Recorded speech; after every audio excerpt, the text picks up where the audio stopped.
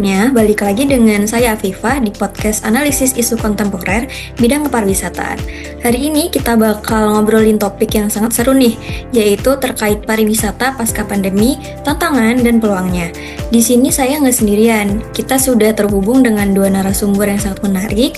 Ada Mbak Rani, selaku pakar pariwisata berkelanjutan, dan juga ada Mbak Nindi, selaku pelaku usaha pariwisata lokal. Halo Mbak Rani dan Mbak Nindi. Halo Mbak Afifa, hai semuanya. Seneng banget nih bisa gabung bareng kalian hari ini. Halo Mbak Afifa, Mbak Rani. Halo semuanya. Excited banget ya hari ini bisa ngobrol bareng. Apa kabarnya nih Mbak Rani dan Mbak Nindi? Alhamdulillah baik nih Mbak Afifa, Mbak Nindi. Ya baik semuanya. Oke, alhamdulillah baik ya. Langsung aja nih mau masuk ke topiknya. Mbak Rani, menurut Mbak Rani isu paling genting di dunia pariwisata kita sekarang ini apa sih? Kalau aku lihat ya, salah satu isu besarnya itu soal yang berkelanjutan.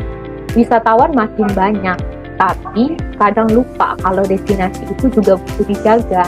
Contohnya nih, akhir-akhir ini banyak sampah plastik di pantai, kerusakan alam karena over tourism, sampai dampak sosial ke masyarakat lokalnya. Betul banget Mbak, setuju.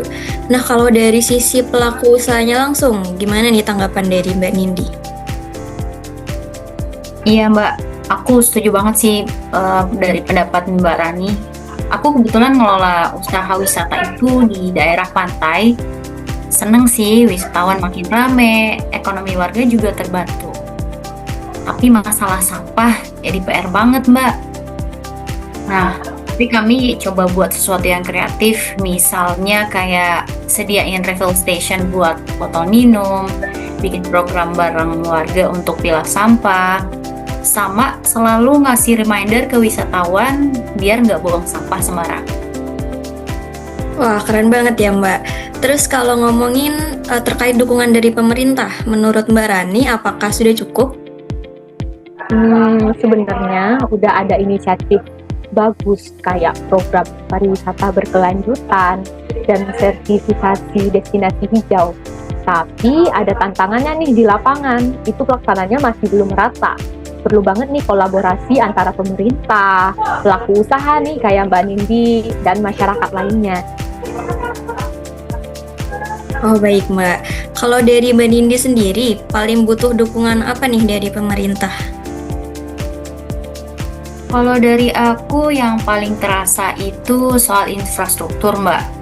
Misalnya kayak transportasi ramah lingkungan, fasilitas pengolahan sampah, sama promosi digital buat destinasi kecil.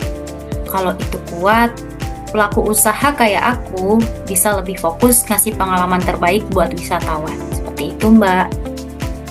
Setuju banget Mbak kalau dari aku.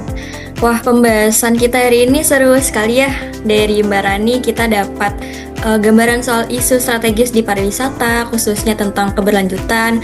Lalu dari Mbak Nindi juga kita bisa mendengar pengalaman nyata di lapangan sebagai pelaku usaha. Menurut saya ini sudah cukup membuka wawasan dan memberi banyak insight nih buat para pendengar.